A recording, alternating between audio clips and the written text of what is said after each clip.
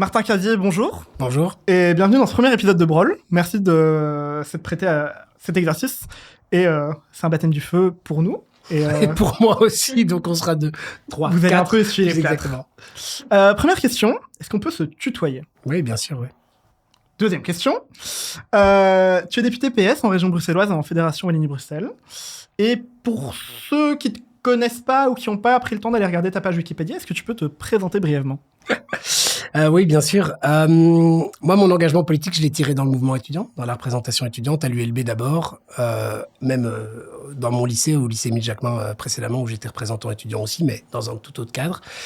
Et puis j'ai fait toutes mes études, d'abord en néerlandais en primaire à Boisfort, puis au lycée Émile Jacquemin. J'ai fait mes études à l'ULB pour la physique. J'ai étudié la physique. Je suis docteur en astrophysique de la VUB. Et puis j'ai travaillé quelques années à l'ULB dans les services administratifs, d'abord pour les services étudiants, les services sociaux, et puis pour le réaménagement du campus U-Square, qui est un grand campus, un projet qu'on a en commun avec la ville, la région et les deux universités. Et puis j'ai été élu en 2019 au régional, mais avant ça, on est passé par la case élection communale en 2018, où j'ai été élu conseiller communal pour la première fois à Watermal-Boisfort, dans ma commune de cœur et de vie. Voilà. Et du coup, comment on passe de docteur en astrophysique à député, en fait? Quel est le parcours? Parce que ça sort un peu...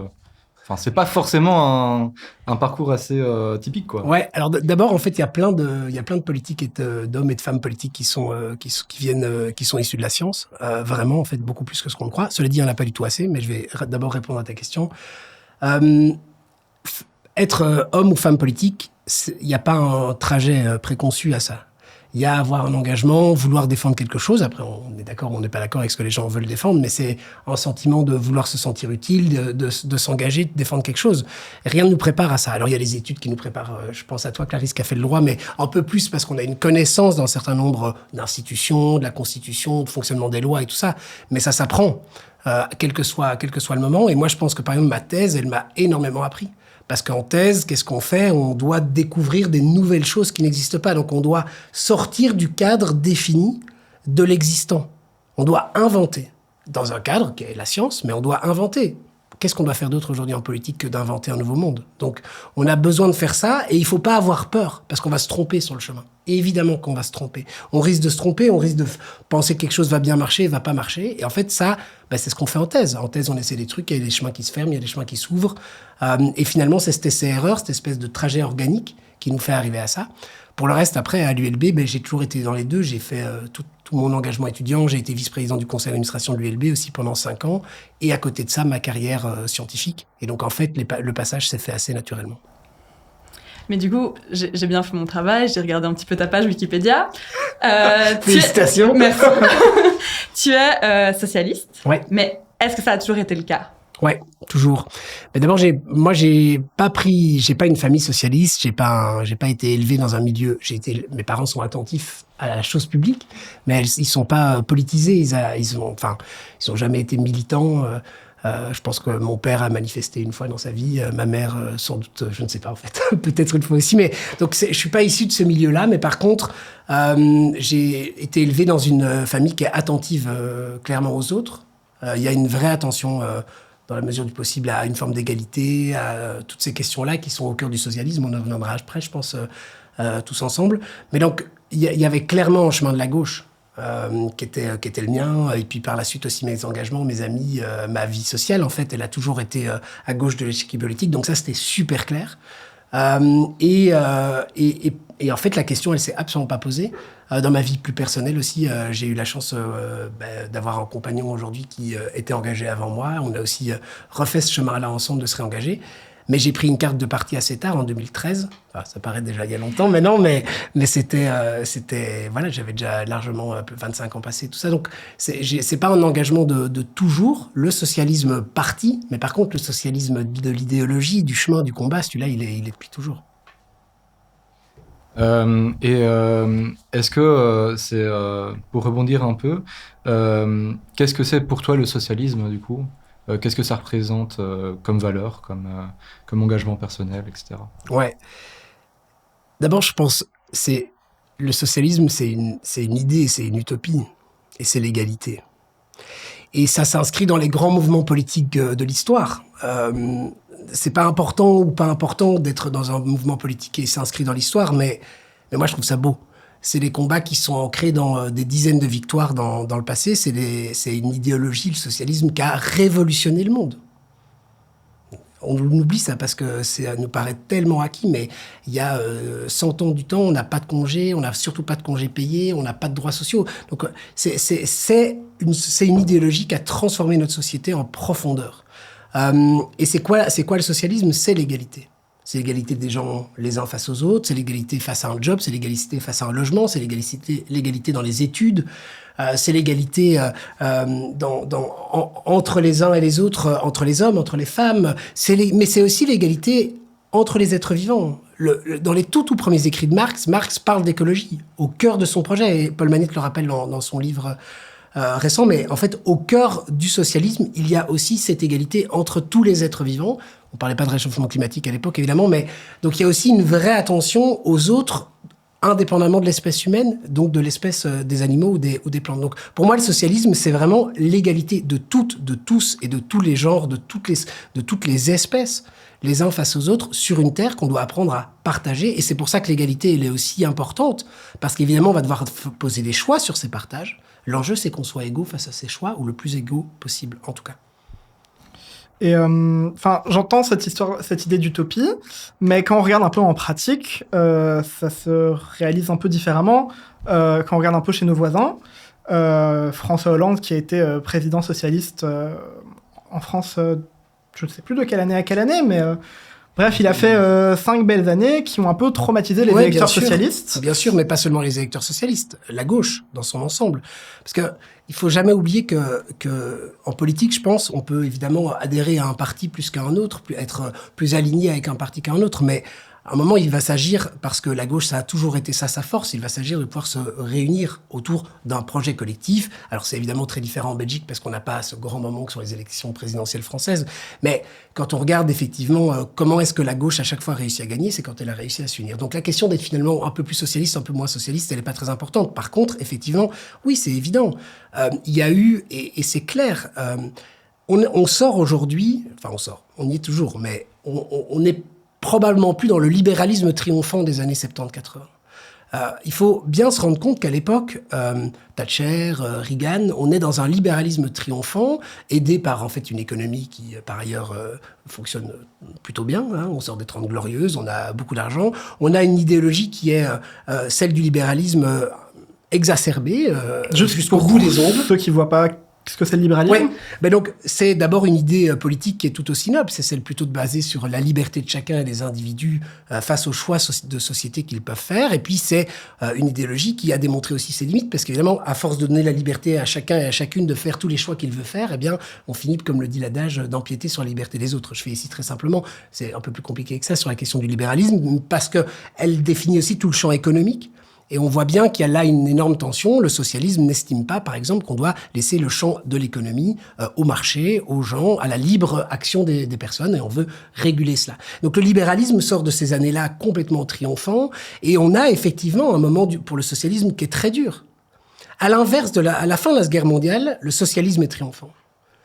On reconstruit l'Europe, on reconstruit le monde, on donne les congés payés, on réorganise toute la société, on construit la sécurité sociale, on parle d'impôts, on arrive pour la première fois dans l'histoire de l'humanité à aller récupérer du trop perçu par certaines personnes pour rendre une égalité de traitement de tous. On va chercher de l'impôt de société, on va chercher l'impôt sur les revenus bien sûr, mais on va aussi sur tous les excès de revenus, tout le capital qui a été accumulé. Bref, on arrive, et d'ailleurs toutes les statistiques l'ont démontré, à mieux égaliser la manière dont la richesse va être partagée dans la société. Ça, c'est la fin de la Seconde Guerre mondiale ultra rapidement. Et on a après, effectivement, toute une nouvelle tendance avec l'école de Boston en économie et ainsi de suite, qui va amener un libéralisme économique. Et ce libéralisme économique-là, on a eu du mal dans tous les champs politiques à en sortir. Et est-ce qu'il a eu un impact sur la question du socialisme? Évidemment. Il a eu un impact sur la question du socialisme. Parce qu'on parle de François Hollande, on pourrait regarder aussi ce qu'ont fait des gens chez nous, ou Gerhard Schröder en Allemagne. Donc, il y a eu des vraies tendances, Tony Blair en Angleterre, il y a eu une vraie tendance à un espèce de social-libéralisme, effectivement, qui a été l'enfant de toute cette tendance-là.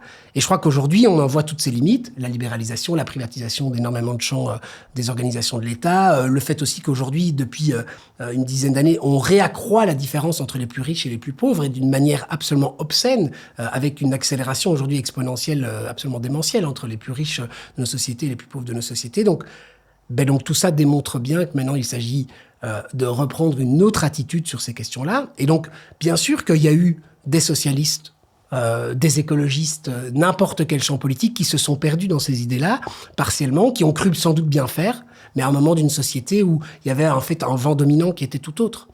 Il faut pas être honteux de ça, il faut pas le cacher, mais il faut dire que c'est plus ça qu'on doit faire aujourd'hui. Mais même plus récemment, quand on regarde Conor Rousseau, qui est le président de Voreuil, donc qui est le flamand du Parti socialiste, qui a dit il y a 2-3 mois, quand je vais à Molenbeek, je ne me sens pas en Belgique. Parce que tu parlais de valeur d'égalité tout à l'heure. Mais est-ce que ça aussi, c'est le socialisme? Mais ça, pour le Parti socialiste francophone belge, on a été très très clair en condamnant ces propos de manière très explicite.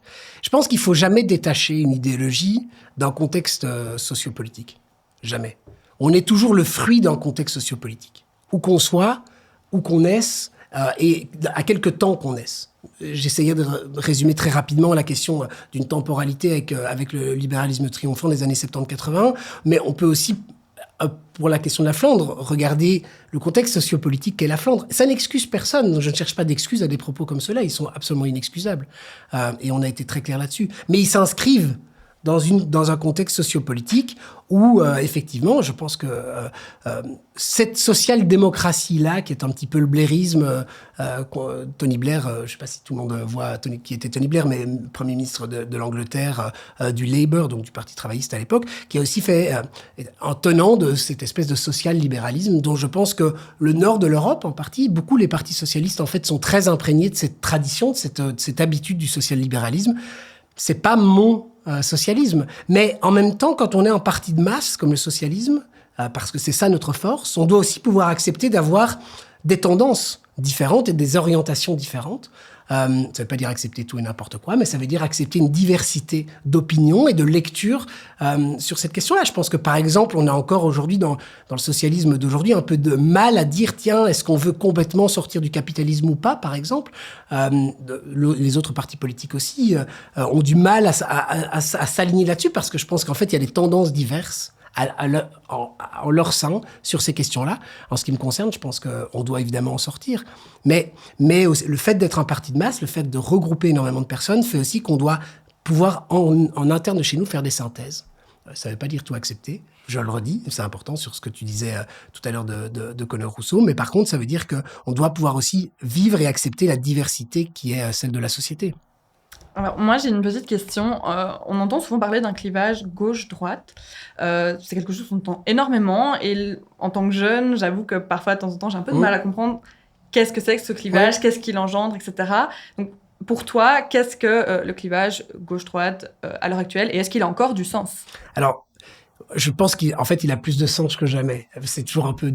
C'est des grandes phrases que de dire ça. Mais ce que je veux dire par là, c'est que... Je reprends juste très rapidement ce que je disais il y a 30 secondes. On est dans un momentum de la société où à la fois les inégalités entre les gens explosent, où à la fois on est en train d'atteindre toutes les limites de survie de la planète, diverses et variées, que ce soit en termes de biodiversité ou que ce soit en termes de réchauffement du climat. Et donc, on va dans le mur. Très explicitement. Donc, on a besoin d'une rupture forte. Et pour avoir une rupture, on doit avoir des projets politiques clairement identifiés. Et oui, il y a un clivage gauche-droite profond et il a toujours existé. Mon propos à moi, c'est que les gens qui disent qu'ils sont ni de gauche ni de droite, c'est qu'ils sont de droite. Quand on est de gauche, on sait qu'on est de gauche. Pourquoi est-ce qu'on sait qu'on est de gauche? Parce qu'on est attentif aux autres, qu'on a l'égalité qui est chevillée au corps, qu'on a envie de qu'on est scandalisé par cette différence. La droite s'en accommode différemment. La droite n'a pas de difficulté, il faut l'entendre, Georges-Louis Boucher encore récemment, il n'y a pas de difficulté à avoir des salaires mirobolants. Je ne sais pas si vous aviez vu aussi cette vidéo de Brut à l'Assemblée nationale en France, on parle des salaires des patrons, et on a là la présidente du MEDEF qui dit que quand même 40 000 euros, c'est quand même fort peu par mois.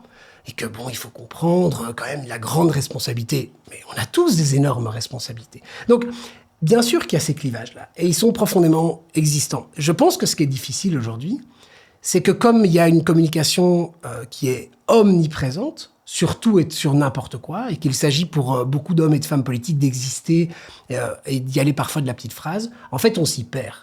Et donc les gens, ils ont raison d'avoir l'impression que tout ça est perdu. Et par ailleurs, au sein des parlements et tout ça, que je fréquente, je suis parlementaire moi-même, donc c'est une critique que je porte aussi pour moi-même. Parfois, c'est peut-être tellement caricatural dans les propos qui sont portés qu'on s'y perd un petit peu. Mais la différence, on doit la sentir là. C'est là qu'on la sent, si on est de gauche ou si on est de droite. Et si on a envie et je porte pas de jugement moral. Si on a envie, si on est porté par la liberté et qu'on croit que c'est ça qui doit être le moteur de la société, qu'on doit être libre à tout moment de faire tout et n'importe quoi de ce qu'on veut, très bien, je combattrai ces idées. Mais c'est les choix de chacun. C'est leur conscience. Et c'est face à leur conscience qu'ils devront réfléchir si c'était un bon choix ou pas. Mais c'est pas à moi de le faire. Par contre, c'est pas mon modèle.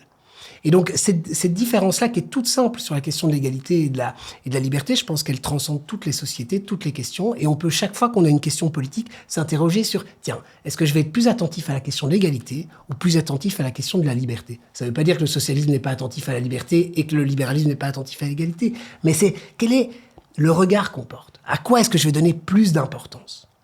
Et pour essayer d'être super concret en Belgique, sur des choses qui touchent peut-être un peu tout le monde, qui est l'accès à nos soins médicaux, quoi. Est-ce qu'il va être plus important de s'assurer que les médecins puissent gagner un peu plus d'argent dans une profession libéralisée pour laquelle ils ont le droit, ou qu'on contraigne un petit peu plus les tarifs qu'ils pratiquent pour que la sécurité sociale puisse mieux les rembourser? C'est ça la politique. Et donc dans un cas, en fait, on va payer plus. Dans l'autre cas, on va payer moins parce que la sécurité sociale nous remboursera. Dans les deux cas, les choix se défendent.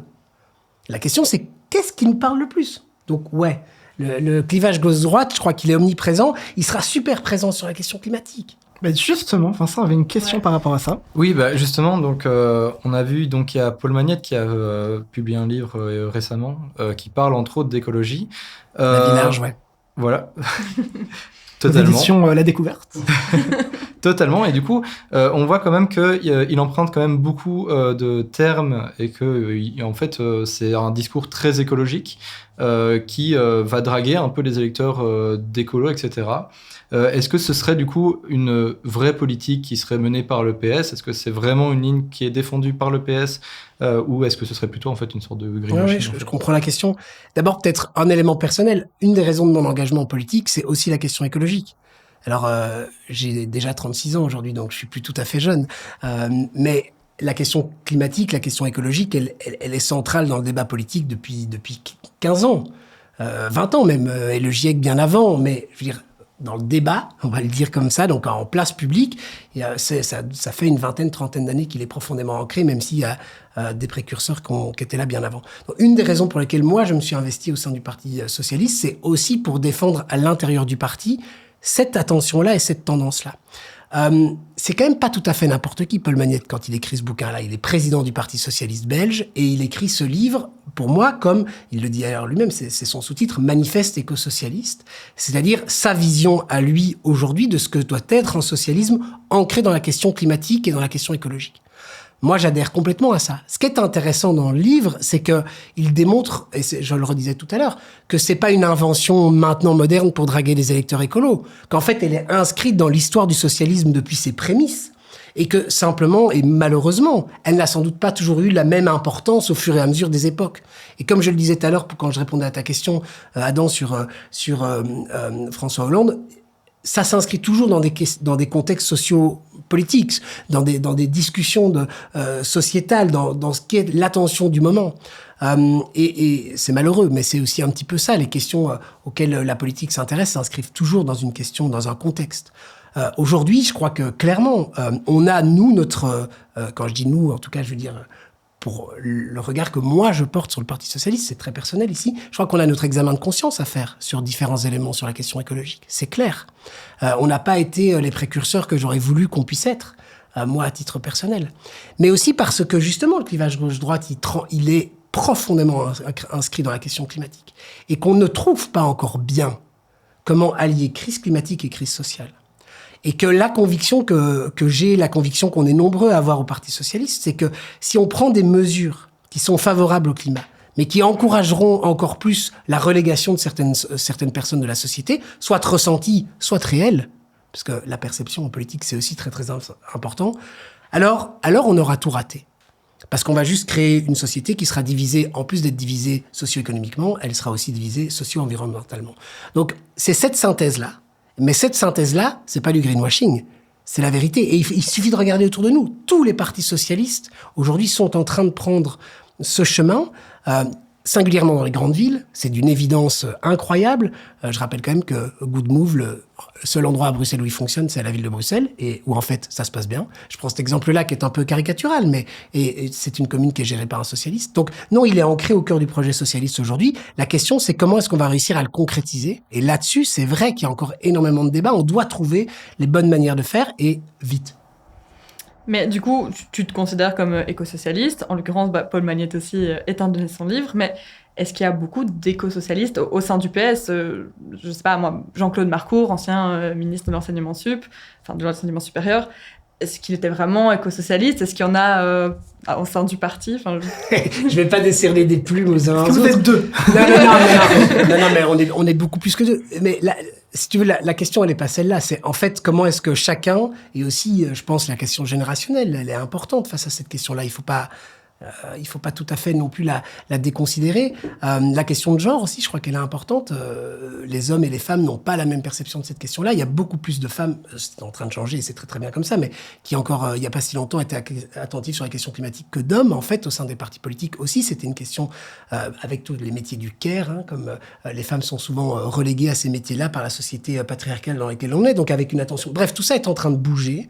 Et donc nous, on est très très nombreux. La question encore, et c'est là où on doit tous s'interroger, c'est comment est-ce qu'on traduit ça politiquement dans des actions?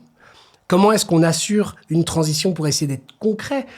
Comment est-ce qu'on va assurer la transition de l'isolation de nos bâtiments à Bruxelles, tout en s'assurant qu'elle soit accessible à toutes et tous en permanence et sans doute en priorité en fait à ceux qui en ont besoin.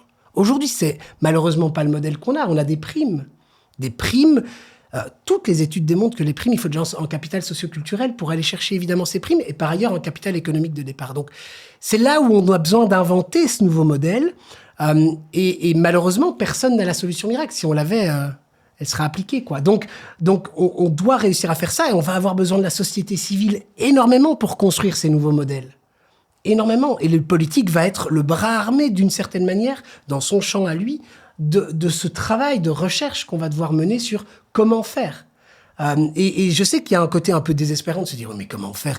Ça fait 20 ans qu'on se pose cette question, est-ce qu'on n'a pas encore... » Mais non, on n'a pas encore. Oui, bien sûr, il y a des choses qu'on sait, qu'on voit ce qu'on doit faire. Ça ne veut pas encore dire que quand on voit comment on va se faire, on a la majorité pour le mettre en œuvre. Et ça, c'est l'autre réalité, la grande difficulté de la Belgique. C'est qu'on a évidemment des gouvernements qui sont toujours multipartisans, avec différents partis politiques, et que il y a toujours un équilibre qui doit se faire. Et pour aussi répondre à tes questions gauche-droite tout à l'heure, c'est ça qui rend les choses parfois très illisibles. Cela dit, en France, on a un modèle majoritaire, c'est pas beaucoup plus lisible. Donc, je crois que on doit là réussir maintenant, avec la société civile, avec toutes les personnes qui sont de bonne volonté sur cette question-là, de concrétiser ça. Et bien sûr, il y aura des questions comme l'économie. Bien sûr qu'il va être là-dedans. Mais, enfin, moi, quand j'entends ce que tu dis, mais j'ai l'impression que si j'avais invité quelqu'un du MR, quelqu'un d'écolo, quelqu'un du PTB, il m'aurait dit la même réponse. Je pense pas. Je pense pas parce que la question de... Non. Parce que il y a ce qu'on dit et il y a ce qu'on fait. Dans tu parlais de primes. La secrétaire du logement, elle est socialiste à Bruxelles. Oui. Et pourtant, tu disais les primes, c'est pas bien. Non, mais la prime qu'on a, par exemple, pour le logement, sur la question, puisque, peut-être pour expliquer à tout le monde, mais on a mis en place effectivement une allocation au logement qui vise toutes les personnes qui sont en liste d'attente sur le logement social depuis trop longtemps, pour le dire simplement, en disant que, en fait, puisque vous n'avez pas trouvé de logement social, et en fait, c'est la responsabilité de l'État de fournir un logement social, c'est pas la responsabilité individuelle des gens, on va fournir une prime qui compensera le fait qu'on n'a pas été en capacité de vous fournir un logement social. Qu'est-ce qu'il y a de plus éco-socialiste que ça?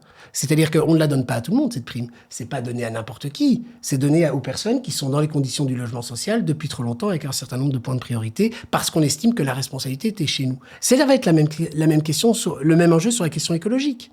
Croire qu'on va tous être égaux dans la capacité qu'on aura à la fois à mettre en œuvre des rénovations, des changements de société majeurs Et en même temps, continuer à victimiser les gens en disant c'est parce que vous faites ceci, ce comportement-là qui n'est pas bien, que la crise environnementale ne va pas. Mais enfin, il faut arrêter de se foutre de la gueule des gens. C'est pas parce qu'on a un comportement individuel que la crise écologique, elle est ce qu'elle est. C'est parce qu'on fait un t-shirt au fin fond du monde qui a fait 4 fois le tour du monde avant d'être vendu à 5 € sur le terrain chez nous. Et qu'au passage, il y a d'abord des enfants qui ont travaillé dessus et dans des conditions épouvantables. Donc les questions environnementales et les questions sociales, elles sont intrinsèquement liées. Le problème, c'est qu'elles sont à un niveau de décision qui est un niveau de décision quasiment planétaire aujourd'hui. Ça rend les choses très très compliquées en politique. Il faut effectivement essayer d'expliquer pourquoi on a du mal. On a du mal parce que le niveau de décision pour réussir à mettre en place ces changements structurels de société, ils sont à des niveaux où parfois on n'a même pas encore d'espace politique. Et non, la droite ne dirait évidemment pas la même chose parce que oui, elle va pouvoir tenir le même discours. Mais la droite ne va porter absolument pas la même attention à savoir si concrètement les gens vont être égaux par rapport à la question de la crise climatique. Tout le monde va dire c'est important que tout le monde y soit. Mais moi, je le vois en commission environnement tous les jours, enfin tous les mercredis, toutes les semaines de mercredi, on a commission environnement au Parlement bruxellois. La manière dont on va vouloir appliquer, c'est l'attention qu'on va réellement donner à ça, elle est complètement diverse. Et c'est vrai que ça rend les choses compliquées parce qu'en fait, il faut rentrer dans les détails. Mais c'est aussi le rôle de vous, des journalistes, non, mais je le dis sincèrement, de poser les bonnes questions par rapport à ça, de creuser sur le sortir du vernis, quoi. Bah, du coup, pour donner un cas pratique, par exemple, il y a eu en juillet, il y a une action qui a été menée par Code Rouge, donc des écologistes à Flémal, pour un projet d'usine, un projet de construction d'usine qui exploiterait le gaz. Flémal, c'est sous le PS. Est-ce que vous cautionnez déjà de ce genre de projets d'infrastructures qui sont pas ouf d'un point de vue de l'écologie. Et est-ce que vous êtes d'accord avec aussi les actions que font les écologistes ? Juste pour le contexte, c'est pas les écologistes, le parti écolo, c'est des associations environnementalistes comme Greenpeace. Code Rouge, c'est ça. Quand on veut faire un changement de société, qu'est-ce qui nous attend là, qu'on doit réussir à mener ? Chacun va choisir sa méthode de combat. Et c'est normal. Et c'est juste. Et est-ce qu'on a besoin de gens qui décident d'aller dans des actions plus violentes que le chemin que moi j'ai pris, par exemple, qui est celui du Parlement ? Oui, bien sûr. Évidemment. Parce qu'un changement de société, ça se fait pas comme ça. On doit changer toute la structure, toute l'organisation, toutes les habitudes. Les 200 ans d'habitude, ce que tu viens de m'évoquer, c'est une habitude. Donc, est-ce qu'on doit accepter et est-ce qu'on doit avoir des gens qui choisissent des méthodes d'organisation et de lutte différentes ? Évidemment. Et le mouvement socialiste, c'est son histoire. C'est 1000 luttes différentes. Avant d'être un parti politique, c'est un mouvement ouvrier, c'est un mouvement de manifestation, c'est un mouvement d'opposition au cadre établi. Les droits, ils sont pas tombés du ciel. Ils ont été arrachés par des mouvements de lutte. Et dans ces mouvements de lutte, il y a eu évidemment parfois de la violence symbolique, verbale, et puis malheureusement aussi des morts. Des gens qui ont été tués pour ces luttes. Donc, ce qui se passe ici, c'est ça. C'est des gens qui décident, qui estiment, et c'est leur choix, que certains projets sont mauvais, bons, justes, que ça va pas assez vite, que ça va pas loin. On a besoin d'une société civile vigoureuse. Pourquoi ? Et pour revenir aussi sur la question de tout à l'heure, Adam, que tu posais, pourquoi est-ce que le mouvement socialisme, c'est, j'allais dire, essoufflé, c'est un grand mot, c'est trop fort, mais c'est un peu endormi. Mais aussi parce qu'en fait, on a une société civile qui elle-même a été complètement dominée par le libéralisme. On a une société civile qui a été elle-même complètement dominée par des philosophes, par des penseurs de droite. D'ailleurs, c'est encore aujourd'hui malheureusement le cas. Quand on voit le nombre de livres d'écrivains ou de philosophes d'extrême droite, on peut s'en inquiéter. Mais donc, on voit bien qu'on a un parti politique, ce n'est que la prolongation, c'est irrigué par toute une masse d'action de la société civile. Et donc ici, ouais, bien sûr, on a besoin de gens. Je vais pas, moi, cautionner la violence quand elle se fait face à d'autres êtres humains ou quand les gens se frappent. Ça, à titre personnel, c'est pas mon choix, mais je le comprends. Mais pour en revenir à l'action Code Rouge, il y a quand même de Code Rouge, du coup, qui est l'organisation principale. Les activistes ont quand même, ils ont quand même dénoncé qu'il y avait un certain silence de la part du pouvoir, dont le PS. Oui, bien sûr. Voilà, donc. Mais je pense qu'il y a il faut essayer de... Donc, on est dans une structure humaine, quelle qu'elle soit, en groupe, un parti, une bande de potes, des gens qui doivent décider dans quel resto ils vont aller, ou quel match de foot ils vont aller regarder, ou n'importe quoi d'autre. C'est toujours des avis divergents. Ou souvent des avis divergents, ou alors c'est que vous avez des amis qui vous ressemblent vraiment très très fort. D'accord ? Ce que je veux dire par là, c'est que d'aucune manière, on a un agglomérat de personnes qui est en capacité de traduire leurs sentiments d'une seule. Donc, à travers ça, si tu me demandes est-ce que je trouve que c'est bien ou est-ce que c'est pas bien, est-ce que, pour reprendre ta question avant, est-ce qu'on en fait assez sur la question climatique ou d'ailleurs est-ce qu'on en fait assez sur la question sociale ? Parce que on pourrait se poser exactement la même question. C'est, par exemple, je suis incroyablement émerveillé par la force de conviction qu'ont eu toutes les mobilisations sociales, par exemple, qui ont été jusqu'en justice sur la question climatique. Tiens, mais pourquoi est-ce qu'on n'a jamais été en justice sur la question sociale ?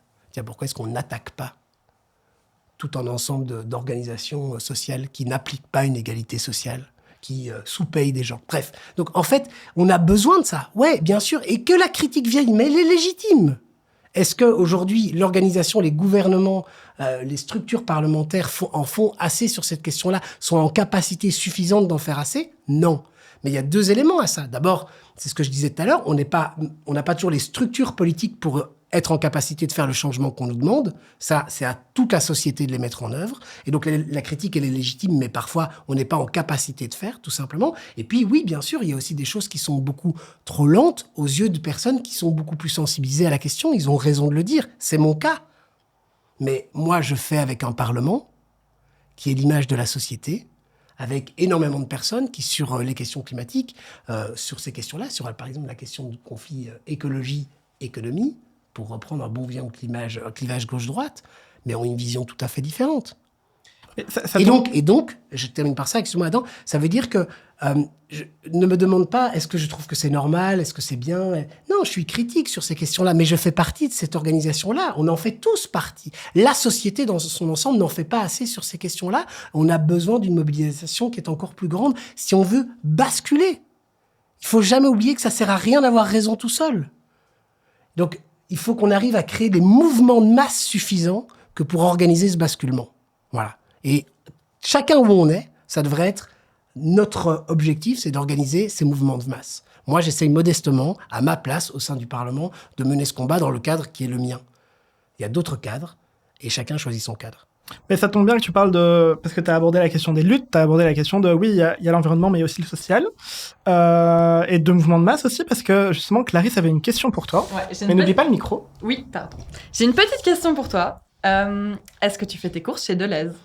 Alors, c'est une excellente question. D'abord, en fait, j'essaye depuis plusieurs années aussi parce que j'ai la chance maintenant d'avoir un emploi stable, déjà à l'ULB ou en thèse, qui était rémunérateur de manière confortable.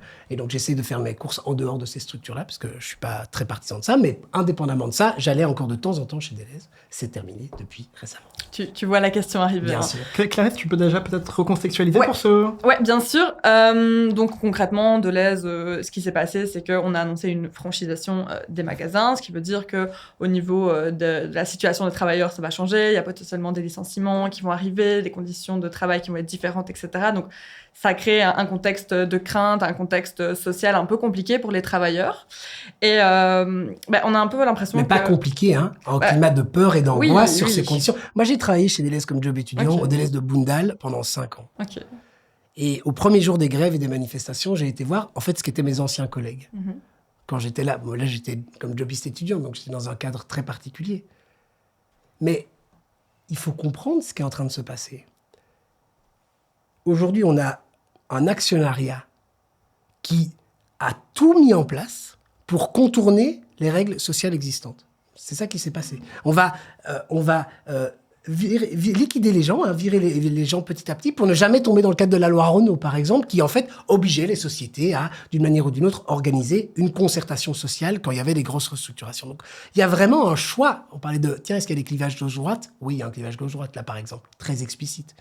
Il y a un actionnariat qui a décidé, pour augmenter son bénéfice, de faire des choix qui vont quasiment jusqu'à, non pas être illégaux, en fait, ils sont dans la légalité, mais à contourner l'esprit des lois. Et face à ça, il y a un mouvement social, des ouvriers, des ouvrières, des travailleurs, des travailleuses de Deleuze, avec des syndicats qui étaient encore forts. En fait, c'est historique en Belgique, mais on avait des syndicats très forts dans ces structures, avec des commissions paritaires, comme on les appelle, fortes et organisées, qui estiment qu'ils sont en train d'être le dindon de la farce. Et ils ont peur d'être déclassés, et malheureusement, ils ont raison. Donc on doit être à leur côté, on doit se mobiliser à côté d'eux. D'accord, mais justement, par rapport à ça, Pierre-Yves Dermagne, qui est ministre de l'économie et de l'emploi au gouvernement fédéral, avait dit que tout se ferait dans le respect des droits des travailleurs, par rapport aux revendications que les syndicats avaient apportées, etc. Mais quand on regarde concrètement, là, c'est pas vraiment le cas. C'est ce que je disais. Des magasins ont déjà été franchisés, les travailleurs vont perdre leur D'abord, travail. encore heureusement pas tous. Il y a encore des concertations qui sont en cours. On vient de nommer maintenant encore une nouvelle personne, Robert Tollet, pour essayer de créer des espaces de discussion. Aujourd'hui, c'est quoi le problème? C'est ce que je disais. C'est pas la loi. La loi, on voit bien ses limites, parce que sinon, on se retrouverait pas dans cette situation. Mais si Ahold Delhaize avait décidé de la jouer fair play dans le cadre de la loi et de l'esprit de la loi, mais ça ne se passerait pas comme ça. Donc aujourd'hui, que fait Pierre-Yves Dermagne comme ministre de l'économie? Mais il essaye de faire ce qu'il peut dans un cadre de la légalité que Ahold Delhaize prétend respecter, que nous estimons qu'il n'est pas respecté dans son esprit et en fait formellement même dans la question de l'application de la loi Renault, même si c'est juste que la manière dont ils sont en train de le mettre en œuvre ne nécessite pas cette application. Et donc, il essaye, dans ce cadre-là, le plus du possible, d'obliger une écoute et une concertation sociale qui est bafouée. Mais qu'est-ce qu'il peut faire de plus? C'est tout le problème. Alors, moi, ce que j'aurais bien voulu, c'est qu'on dépose une loi pour cadrer ça. D'ailleurs, on en a déposé une au Parlement. Mais il ne vous aura pas échappé, clivage gauche-droite, une fois de plus, qu'on n'est pas tout à fait tout seul au gouvernement, et que donc, en fait, aujourd'hui, il n'y a pas d'accord au sein du gouvernement en place, avec les libéraux, sur cette question-là. Ça ne veut pas dire que tous les franchisés, les futurs propriétaires de franchisés, sont des gros salauds en puissance. Hein. C'est pas du tout ça que je dis. Ce que je dis, c'est que les travailleurs sont légitimes d'avoir peur, d'avoir un déclassement et de perdre leurs conditions de travail de par cette franchisation. Il faut donc pouvoir les rassurer par rapport à ça. Et puis surtout, il faut pouvoir aussi dire que cette méthode de travail qu'a choisie Ahold Delhaize, elle est scandaleuse. Mais du coup, en fait, le truc, c'est que y a les travailleurs d'un côté qui voient qu'ils se font franchiser, qui perdent des droits du travail, etc. Tu dis que le PS ne peut pas vraiment changer les choses parce qu'il y a les problèmes de devoir faire avec le MR et avec d'autres lignes de vue. Mais donc, je vais préciser ça, concrètement, qu'est-ce que non, ce que je dis, c'est que qu'on est face à quelqu'un qui a décidé de ne pas jouer by the book en respectant les règles du jeu. En fait, c'est ça que je dis, sans être illégal pour autant. C'est toute la difficulté face à laquelle on est. C'est pas illégal, mais ça ne respecte pas les règles du jeu et surtout pas l'histoire des règles du jeu de la Belgique quand on est dans la question de l'organisation des supermarchés. Donc, face à ça, la seule réponse qu'on peut avoir, c'est de déposer une nouvelle loi pour mieux encadrer ça et interdire ça. La difficulté, évidemment, c'est que cette situation, elle arrive aujourd'hui dans un contexte d'une majorité en place et d'un accord de gouvernement en place, qui n'a évidemment pas prévu, puisqu'on n'en était pas du tout là, cette difficulté-là. Et donc, on est en dehors de l'accord de gouvernement et on est en incapacité de créer une majorité. C'est la même question qu'on évoquait tout à l'heure, de dire ça ne sert à rien d'avoir raison tout seul. Est-ce qu'aujourd'hui, au Parlement, on est en capacité de déposer cette loi et de la faire voter? On n'y arrive pas, par rapport, effectivement, à la droite, pour revenir sur eux. Donc, ça ne veut pas dire qu'il faut tout abandonner, tout à l'inverse. Ça veut dire que si on n'arrive pas à faire le combat là, alors on doit encore continuer à accompagner et à être présent dans les luttes des travailleurs et des syndicats. Parce que c'est eux qui vont, dans le cadre maintenant de toutes les actions de franchisation qui ont lieu, et puis dans ce que j'espère encore que des magasins pourront ne pas être franchisés, ça va être des décisions du conseil d'administration. Là, il y a encore des espaces possibles en accompagnement cette lutte, en accompagnant aussi le fait que si effectivement les clients de Delhaize marquaient de manière plus forte le fait qu'ils étaient en désaccord avec cette structure, eh bien ça permettrait aussi de changer le rapport de force. C'est ce que je disais tout à l'heure. Le politique, il est jamais désincarné, déconnecté d'une société civile, d'un réseau social. Les uns et les autres se tiennent et tout ça forme un mouvement social, de bout en bout. Et effectivement, aujourd'hui, pour être clair sur la question politique-là, on n'est pas en capacité à modifier la loi avec les rapports de force qu'on a aujourd'hui. Ça, c'est la réalité. On a déposé une loi pour le faire. Et elle n'est pas en voie de pouvoir passer. Donc, qu'est-ce qui nous reste? C'est d'accompagner, d'être aux côtés des travailleurs et d'amplifier leur mouvement à leur niveau. Ce que d'ailleurs Paul Magnette a fait et d'autres bourgmestres en prenant des décisions de bourgmestre pour autoriser les manifestations. Vous savez aussi qu'en plus, on a vécu sur la question de Delhaize des décisions de justice que, en tant que politique, j'ai pas à commenter, mais qui interrogent sur la question du respect du droit de manifester et de s'exprimer. Il y a eu des bourgmestres, socialistes en l'occurrence, tous, uniquement d'ailleurs, qui ont pris des décisions au niveau de leur commune pour protéger les manifestants, pour interdire les huissiers de les sortir. Donc oui, on mène des choses et ce sera aux côtés des syndicats, aux côtés des travailleurs et des travailleuses, là, parce qu'au sein du Parlement, on n'a pas l'espace politique pour le faire. Et au sein du gouvernement non plus, parce que on a, pour rappeler, le gouvernement Vivaldi aujourd'hui, qui est donc le gouvernement fédéral, c'est 7 partis qui vont de la droite à la gauche, à l'exception de certains partis comme les Engagés ou Défi. Mais donc on y retrouve aussi bien des partis de gauche, des partis de droite, des partis écologistes. Et on a l'impression que ça brouille aussi un peu les pistes, que l'électeur PS, il a voté pour le PS, ouais. Et en fait, il n'a pas l'impression que sa voix soit entendue au final. Est-ce que c'est pas trop dur de gouverner en Belgique aujourd'hui ? Je pense que la question que tu poses, elle est très très juste. Est-ce qu'on est encore en capacité, avec notre organisation politique, d'influencer sur le réel ? C'est ça l'objectif du socialisme, c'est d'influencer sur le réel. À ça, je pense qu'il y a plein d'éléments qui démontrent que oui, sinon j'arrêterais d'être parlementaire. Mais malheureusement, on voit aussi que le modèle s'essouffle. Ouais, bien sûr, c'est vrai. Il faut oser dire ça. Et singulièrement sur toutes les questions de basculement nécessaires, sociaux ou environnementaux dont on a besoin. Pour autant, est-ce que c'est si simple de trouver une alternative ? Non. Sinon, elle serait déjà en place. Ma conviction tout à fait personnelle, c'est que je crois qu'effectivement, on va devoir réinventer, repenser la manière dont on prend des décisions collectives. Oui, faire des gouvernements à 7, c'est juste la certitude tout le monde va s'annihiler dans les demandes des uns et des autres. Et de manière très respectueuse aussi pour la droite. Elle va avoir l'impression de jamais pouvoir appliquer son programme. Ça tombe plutôt bien en ce qui me concerne. Mais je veux dire, donc oui, on a une difficulté là. Mais c'est aussi une difficulté qui vient du résultat des élections. On avait un modèle politique qui était très très stable, qui offrait en Belgique en tout cas une grande stabilité et qui, sur base des élections, une tendance 3-4 grands partis permettait de fonctionner très naturellement. Ce n'est plus le cas aujourd'hui. Donc il faut s'interroger sur ça. Aussi en tant que parti, là je le dis, tiens mais pourquoi ? Comment ça se fait qu'on n'arrive plus à incarner suffisamment ce qu'il faut pour que ça s'organise comme ça ? Et puis, sans doute, effectivement, oui, repenser l'organisation de la prise de décision collective pour qu'on puisse encore être en capacité à changer ces choses-là. Clarisse. Oui. Le micro. Oui, le micro, excusez-moi. Je peux te le tourner si tu veux. Ça sera avec grand plaisir.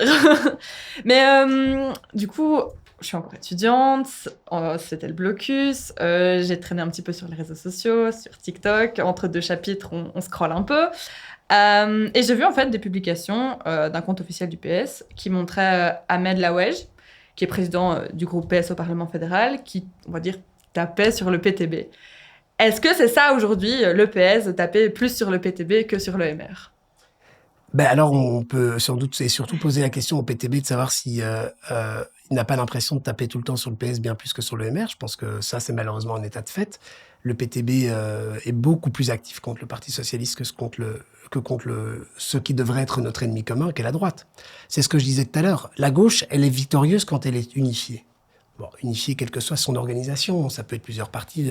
Un parti, on s'en fout, j'ai pas d'avis là-dessus. Mais quand elle porte un projet commun ensemble. Et c'est à ce moment-là que la gauche, elle est victorieuse.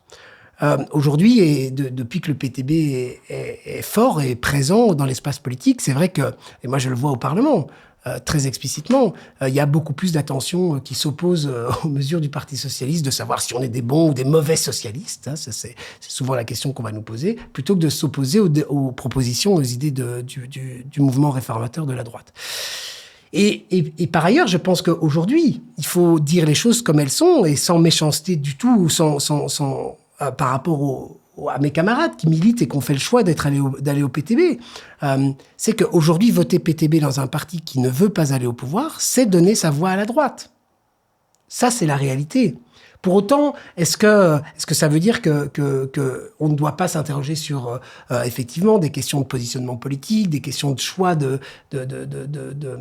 d'organisation politique qu'on a mis en œuvre et qui expliquent aussi pourquoi est-ce que le PTB est présent aujourd'hui, bien sûr. Donc on ne doit pas être dans la critique principielle. Mais la vérité est celle-là. C'est-à-dire qu'à avoir 2 grands blocs de gauche, je fais des mathématiques, c'est mon défaut de physicien.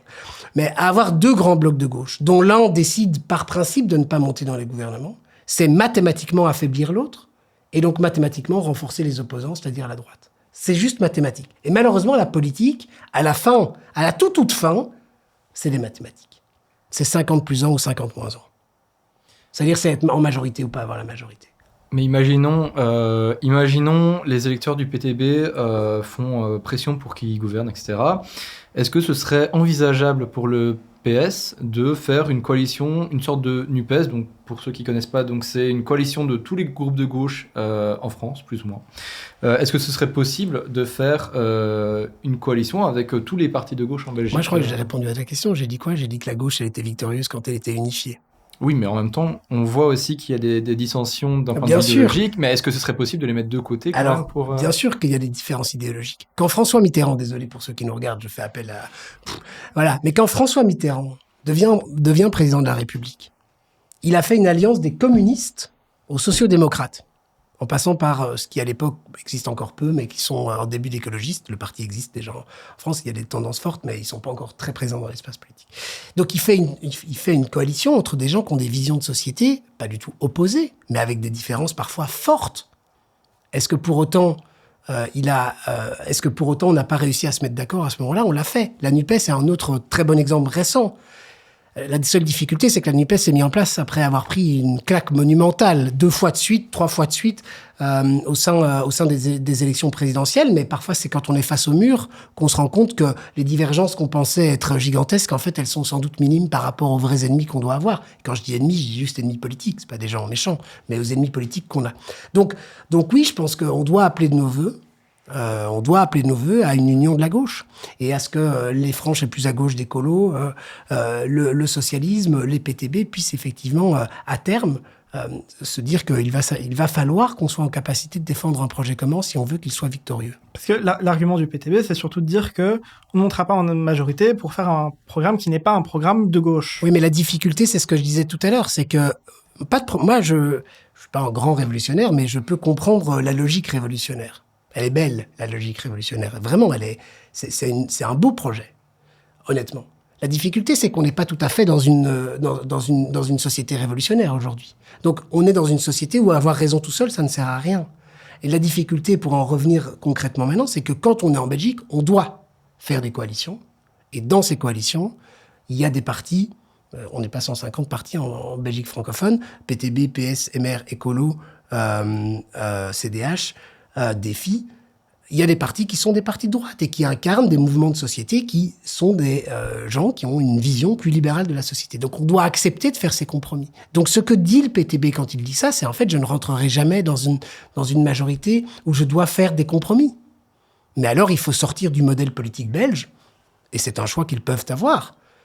Mais il faut ils doivent avoir la majorité à un moment pour le mettre en œuvre. Donc c'est là où je pense qu'il y a une hypocrisie. À dire cela, c'est acter le fait qu'ils ne rentreront pas en majorité parce qu'ils seront en incapacité d'appliquer leur programme à 100%, en tout état de cause. En tout cas, pas dans un modèle belge. En France, ce serait par exemple différent. Mais du coup, Martin, on parlait de rapport de force, on parlait d'élections, et ça tombe bien parce qu'il y a des centaines de milliers de jeunes qui vont voter pour la première fois. Exact. Mais on voit... Sans doute plus que jamais, d'ailleurs, avec l'élection européenne et la question des 16 ans. Ouais. C'est vrai. Et on voit que la jeunesse, elle s'engage différemment, elle va dans des associations, elle fait peut-être du scoutisme, elle va suivre des comptes militants sur Instagram, et y en a qui se demandent peut-être est-ce que ça a encore du sens de voter. Ouais. La question, elle est... on a touché un tout petit peu la question tout à l'heure quand tu évoquais aussi Code Rouge et tout ça. Je pense que c'est super important qu'on ait tous et toutes l'humilité de ne jamais juger les engagements que choisissent les gens et les manières dont ils choisissent de porter leur engagement, quelles que soient leurs raisons. Et je dis ça en toute honnêteté. Je crois absolument pas au fait que les gens ou les jeunes soient moins politisés aujourd'hui qu'hier, qu'il y ait juste une rengaine qu'on a dit. Quand on lit, j'ai fait un peu de latin à l'époque, quand on lit des textes de vieux philosophes latins, ils disent déjà c'est o tempora et mores, toutes ces questions d'une jeunesse qui serait dépravée, qui ne s'occuperait plus de la question politique et tout ça, et de la question publique. Donc tout ça, c'est faux. Simplement, elle change. Par exemple, d'abord, il n'y a pas une jeunesse, mais il y a des jeunesses, et dans des jeunesses, elle change, elle est en changement perpétuel, et surtout dans notre société aujourd'hui, dans aussi notre capacité de communication qui a explosé. Donc, la manière de s'engager, la manière de voir son engagement, la manière de percevoir tout ça a profondément changé. Et oui, face à ça, la démocratie, elle paraît un peu vieillotte. Donc ça, c'est vrai. La manière à aller voter tous les 5 ans en Parlement, les choses sont longues, on parle longtemps, on vote tous les vendredis, voilà. Donc oui, bien sûr. En même temps, on n'a jamais réussi à inventer un meilleur modèle qui est en capacité de prendre en question les avis de tout le monde. Parce que c'est ça la question de la démocratie. Ça ne veut pas dire de respecter les avis de tout le monde, ça veut dire de les écouter et de faire une synthèse qui correspond à la volonté majoritaire. Et la démocratie, malheureusement, je pense qu'elle nécessite par essence du temps. Voilà. Et on est dans une société où, face à les questions sociales et écologiques, on n'a plus de temps. Et on est surtout dans une société où, face à l'habitude qu'on a avec nos smartphones et tout ça, on n'est plus habitué à prendre le temps. Donc dans ces 2 cas-là, la démocratie, elle paraît vieillotte et pas adaptée à la situation.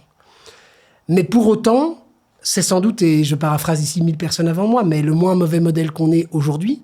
Mais moi, je ne suis pas accroché à ce modèle. Si d'autres gens ont des nouveaux modèles d'organisation sociale à mettre en place, qu'on en discute. Mais donc, pour revenir à ta question, est-ce que c'est important de voter ? C'est essentiel de voter. D'abord parce que le clivage gauche-droite, il existe profondément. Et que si, justement, on a l'impression de ne plus voir de différence, c'est parce qu'en fait, les partis politiques ne sont plus en capacité, parce qu'ils ne sont plus suffisamment forts eux-mêmes, de faire la différence. Donc, on a besoin d'une mobilisation. Mais cette mobilisation, je le disais, c'est effectivement le moment du vote là, qui est un moment démocratique, qui est important, mais surtout, c'est tout le reste.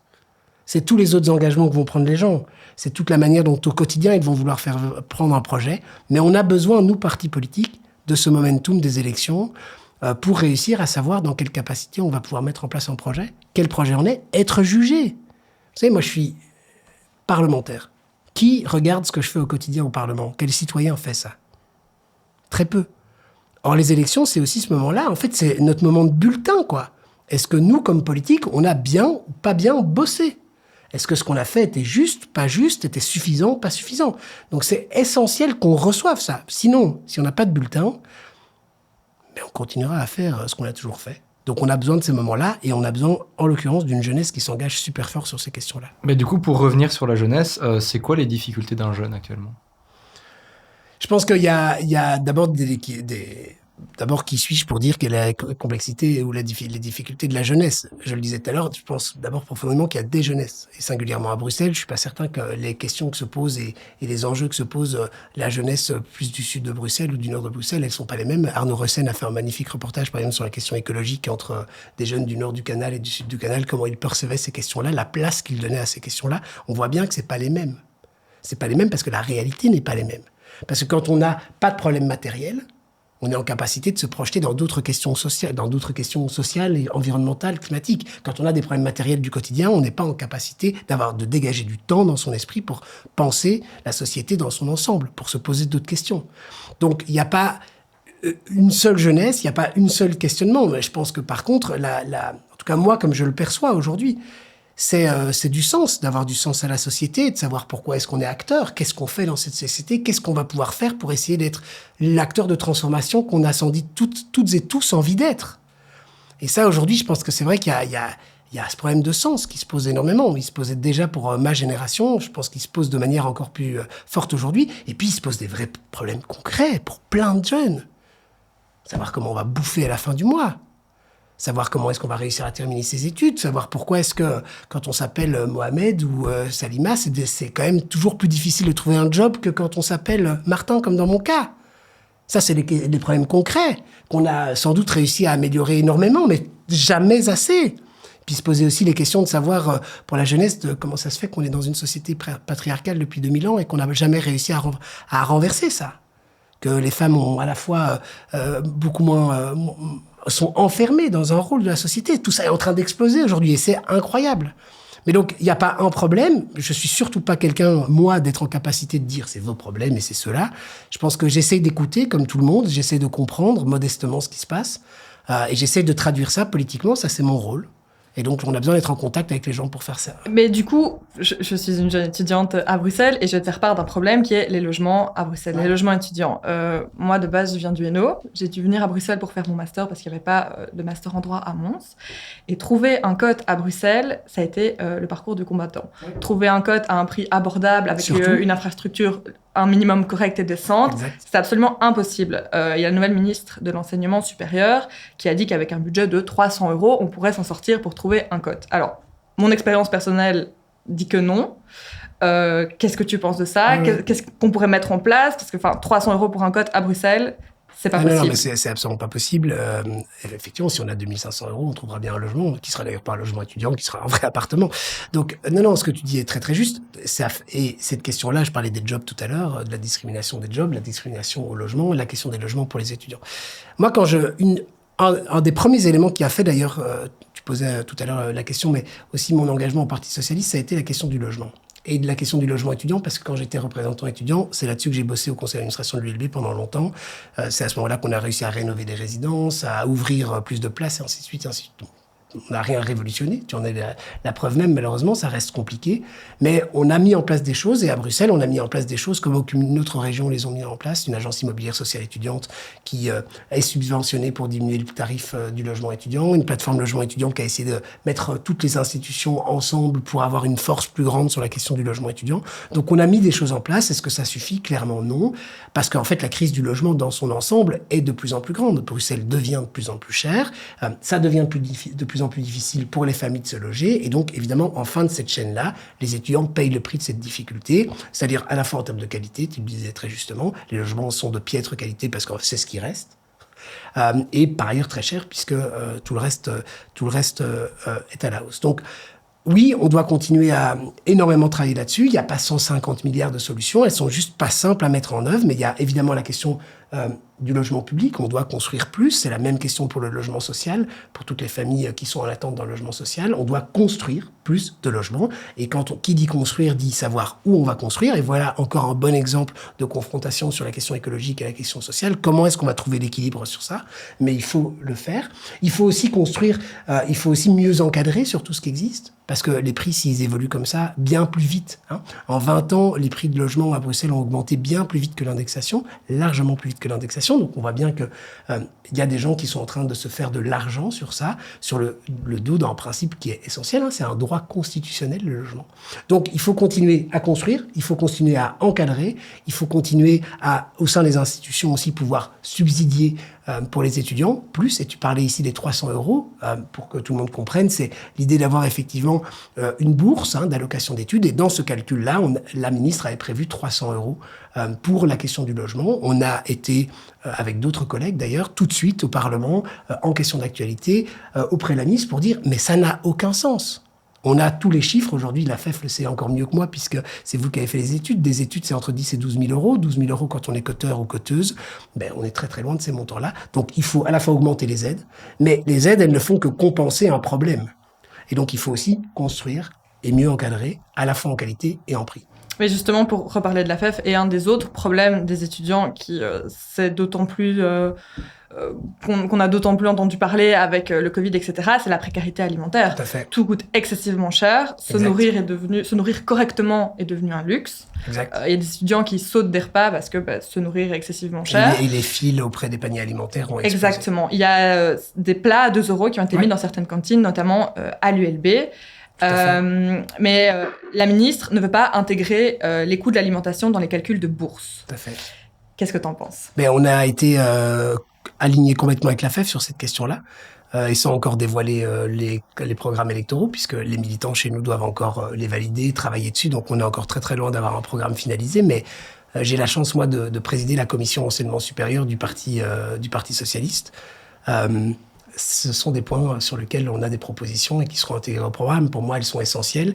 Et sans vouloir du tout renier le travail incroyable des paniers alimentaires, mais c'est la charité, le panier alimentaire. Donc on doit réussir à organiser, et heureusement qu'ils ont été là. Donc je ne critique pas du tout ce travail. Pendant le Covid, heureusement que des gens ont organisé ça. On a eu besoin énormément de ça. Mais c'est pas une solution pérenne, c'est pas une solution structurelle, et je crains, c'est pas une solution digne pour les étudiants. Donc on a besoin d'organiser ça différemment.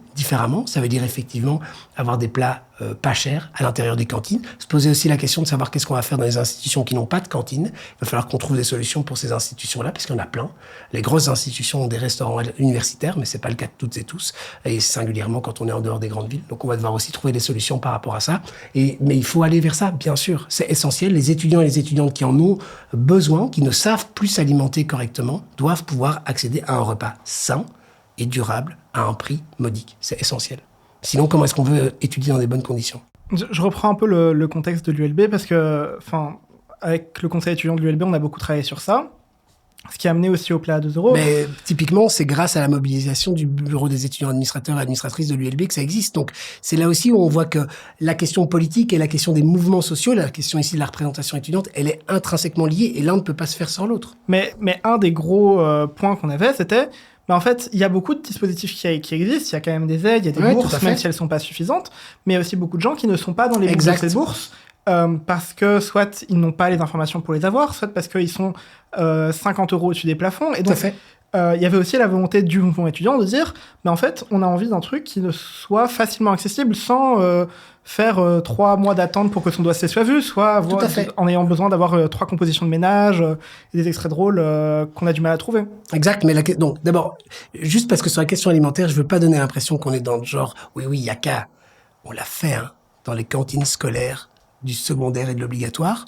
Aujourd'hui, chaque année, la Fédération Wallonie-Bruxelles augmente le nombre d'écoles qui ont des cantines scolaires gratuites pour tous les enfants de ces cantines. Ça existe, chaque année, de plus en plus, et on consacre des millions d'euros à la Fédération Wallonie-Bruxelles pour ça. Donc c'est un choix de société, c'est encore un clivage gauche-droite, parce qu'on n'est pas tous d'accord sur ce choix de société. Pour revenir à la question que tu posais, oui, bien sûr, la question que tu évoques, c'est la question des allocations d'études. Comment est-ce qu'on accède aux allocations d'études? Comment est-ce qu'on sait qu'elles existent? Comment est-ce qu'on s'assure que le parcours soit pas un parcours du combattant et qu'on n'ait pas non plus l'impression comme étudiant ou comme étudiante d'être en train de mendier quelque chose auquel on a droit?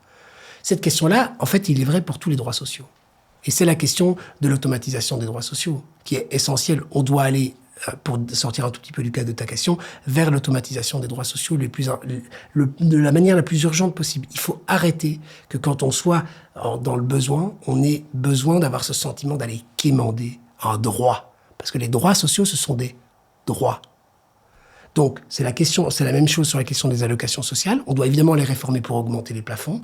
On doit évidemment essayer de s'assurer d'avoir, je vais pas rentrer trop dans les détails, ça va être un peu technique, mais de mieux lisser les choses pour pas qu'on ait des effets de palier qui fait que quand on a 2 euros de plus ou 2 euros de moins, on se retrouve dans une situation complètement différente. C'est un problème purement administratif, ça. Donc, on doit aussi réussir à beaucoup mieux lisser ça pour avoir moins de problèmes par rapport à ça. On doit augmenter les montants, effectivement, pour que chacun ait plus. On doit aussi augmenter les plafonds pour que les gens qui, aujourd'hui, sont considérés comme n'ayant pas besoin d'aide alors qu'ils en ont besoin puissent aussi y accéder. Donc il faut à la fois élargir l'assiette et rapetissir les trous du filet pour qu'il y ait moins d'étudiants qui passent à travers et tout le monde y ait droit. Et puis, bien sûr, il faut réfléchir à la manière de l'octroi. Et pour ça, à terme, on a fait voter une résolution au Parlement de la Communauté française. J'ai été un des acteurs de cette résolution. On n'est jamais tout seul en politique. On a plein d'autres partis aussi qui se sont mobilisés. Donc, on a voté ça. On a fait voter ça par tous les parlements de ce pays qui parlent de l'automatisation des allocations, qui demandent au gouvernement, ou plus exactement, pas qui parlent, mais qui demandent au gouvernement de travailler pour mettre en œuvre l'automatisation des droits sociaux et des droits des étudiants. Ça doit être une priorité de la prochaine législature. Et quand on revient un peu sur le travail quand on revient sur le travail de la législature passée, il y a eu toute la question de la précarité alimentaire, il y a eu la question de la violence sexuelle, mais il y a aussi eu une réforme du décret paysage qui a été votée par la majorité, donc MR, PS, Écolo, même si le texte était à l'initiative de Valérie Glatini, qui était ministre MR. Et pour ceux qui ne sont pas exactement au courant de tout le décret, on passe d'un système qui était assez permissif, c'est-à-dire que chacun pouvait aller plus ou moins à son rythme, même s'il y avait des balises, à quelque chose qui est beaucoup plus restrictif, qui limite la réorientation, qui limite le droit de l'étudiant à l'erreur, qui, ici par exemple, on a 2 ans pour faire les 60 premiers crédits, et donc ça veut dire aussi que s'il y a un cours à pète, on a tous un cours un peu plus compliqué, on rentre pas dans ses clous et c'est dehors, quoi. Et pour toi, est-ce que c'est un bon décret ? Alors, parce que tu en parlais tout à l'heure, le décret paysage, le précédent, il avait été mis en place par Jean-Claude Marcourt, ministre de l'Enseignement supérieur, PS à cette époque-là. Et effectivement, il avait réussi à décloisonner et à ouvrir le parcours des étudiants de manière beaucoup plus claire. Moi, je suis un enfant d'avant ce décret-là encore. Je suis dans le début de Bologne, comme on disait, donc j'ai connu les crédits, mais on n'était pas encore dans le décret paysage. Les filières étaient beaucoup plus strictes, c'était beaucoup plus difficile de passer de l'un à l'autre. Il y avait des critères aussi de finançabilité qui étaient beaucoup plus rigides et ainsi de suite. Bref, c'est un peu technique, mais c'est aussi ça la politique, c'est de parler de technique. Non, je ne pense pas que la réforme qui a eu lieu aujourd'hui qui a fait l'objet d'un accord au gouvernement. Je le disais tout à l'heure, on est aussi avec des libéraux, on est avec des écologistes. Parfois, pour obtenir quelque chose et une priorité qui est la nôtre, on se retrouve dans une situation où on doit aussi accepter des choses qui sont pas toujours ce qu'on aurait voulu.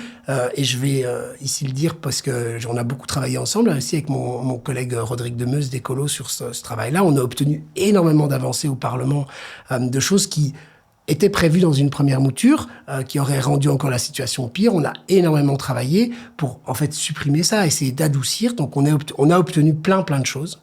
Mais effectivement, et tu le disais, il est dur, mais surtout, et je crois que c'est là où moi j'ai eu le plus de difficultés avec ce décret, c'est qu'il est dur pour les premières années. C'est-à-dire là où on arrive avec le bagage du secondaire et où on sait qu'on n'est pas en égalité de traitement par rapport à ça.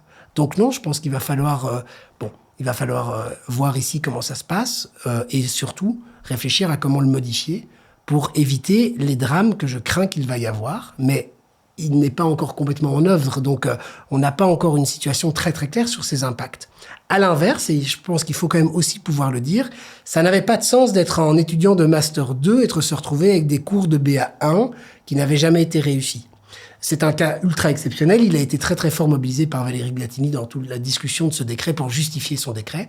Honnêtement, des cas comme ça étaient incroyablement rares, mais ils existaient. Donc je pense qu'il y avait une nécessité de réforme, c'est vrai, pour éviter sans doute cela, pour aussi redonner un rôle aussi au jury académique, pas sur la vie et la mort des étudiants, mais parce que moi j'étais d'une époque encore où quand on avait 8 ou 9, on pouvait lever un échec. Et on pouvait se retrouver dans un parcours où, en fait, on n'avait jamais réussi un cours, mais on considérait que l'année était réussie. Aujourd'hui, avec le décret paysage comme il existait, ça n'existe plus. Tant que vous n'avez pas réussi, vous repassez le cours. Même parfois pour des cours qui sont peut-être pas essentiels à la formation. Donc, on doit redonner aussi un pouvoir là au jury académique pour un peu avoir une vision plus forte de ça. On doit aussi le cadrer sur qu'est-ce qui est autorisé, pas autorisé, pour éviter que ça aille dans tous les sens. Mais donc, il y avait une réforme nécessaire. Je pense qu'elle n'a pas été dans le bon sens et je crois qu'elle va mener à des vraies difficultés. Donc, ça doit être une priorité de la législature prochaine. Merci. On va passer à la conclusion tout doucement. Donc moi j'ai une question pour toi, un peu plus sympa on va dire. Donc c'était sympa jusqu'à présent. Un peu moins technique on va dire. Oui, donc si un génie, là maintenant t'as un génie et il te propose de mettre en place une mesure du PS en claquant des doigts. Donc vraiment il te dit une mesure, maintenant tout de suite, elle est mise en place. Laquelle tu choisirais? C'est une réforme fiscale complète. Pourquoi? Il faut complètement, parce qu'on est en train d'avoir un État exsangue qui n'est plus en capacité de financer ce qu'il doit financer, c'est-à-dire la transition énergétique, climatique et la transition sociale. On n'est plus en capacité, on a perdu les moyens financiers de l'État pour réussir à mener ces grandes transformations. Donc on doit aller, et pourtant l'argent il est là. Le monde n'a jamais été plus riche qu'aujourd'hui. Simplement il est de plus en plus concentré dans quelques mains. Pas toujours en Belgique d'ailleurs, hein. Mais donc on doit, et en fait le nerf de la guerre c'est l'argent. Si on n'arrive pas à organiser au sein de notre État, de se donner les moyens de faire nos réformes, alors on fait du vent ici. Et ça va nécessiter des investissements gigantesques, à la fois en droits sociaux, mais aussi les investissements d'infrastructures. La transition climatique et énergétique, elle va nécessiter d'investir en infrastructures de manière colossale. Colossale. Donc on va devoir complètement se donner les moyens d'atteindre ces investissements, et ça on ne le fera pas tant qu'on ne va pas chercher l'argent là où il est. Voilà. Donc, s'il y a une chose à faire, c'est une réforme fiscale. D'ailleurs, c'est pas anodin, et je termine là-dessus sans être trop long, qu'on n'ait pas réussi à faire cette réforme fiscale ici de nouveau. Hein. C'est pas anodin. Parce qu'en fait, c'est le nerf de la guerre entre la droite et la gauche. Et à nouveau, clivage gauche-droite. Pourquoi est-ce que le gouvernement ici n'a pas réussi? Parce qu'en fait, la gauche et la droite n'ont pas la même vision de comment aller chercher l'argent pour financer le bien commun. Donc, taxer les riches. Donc, bien sûr, taxer les riches, bien sûr. Taxer les riches, taxer les super riches, taxer le capital. Aujourd'hui, en Belgique, on est en paradis fiscal du capital. Par capital, je ne veux pas parler de la maison. Je veux dire, quand on a amassé des générations avant soi du capital et qu'on le reçoit en héritage, comme ça, on n'a rien fait pour. Et en fait, en Belgique, on est très peu taxé sur toutes ces questions-là. Capital immobilier, très singulièrement, on est un des paradis fiscaux de la taxation immobilière. Mais bien sûr, ça ne veut pas dire taxer plus les gens, et je pense que c'est toujours ça la difficulté. C'est en fait taxer mieux ceux qui ont plus. Et donc, mais ça veut dire aussi qu'en l'occurrence, en Belgique, il va falloir taxer moins les petits travailleurs. et les petites travailleuses. On taxe beaucoup trop tôt, aujourd'hui trop fort. Ça va permettre de donner de l'air aussi en capacité de vie de ces gens. Mais par contre, on doit aller chercher l'argent là où il est. Donc oui, les multinationales, les riches, la question du capital.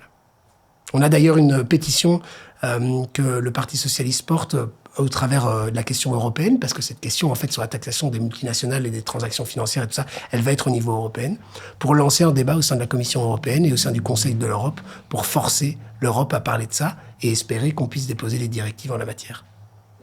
Je te propose un petit jeu pour conclure, parce que on n'avait pas se quitter sur la réforme fiscale quand même. Non, ça aurait été... Non, c'est un peu plus léger.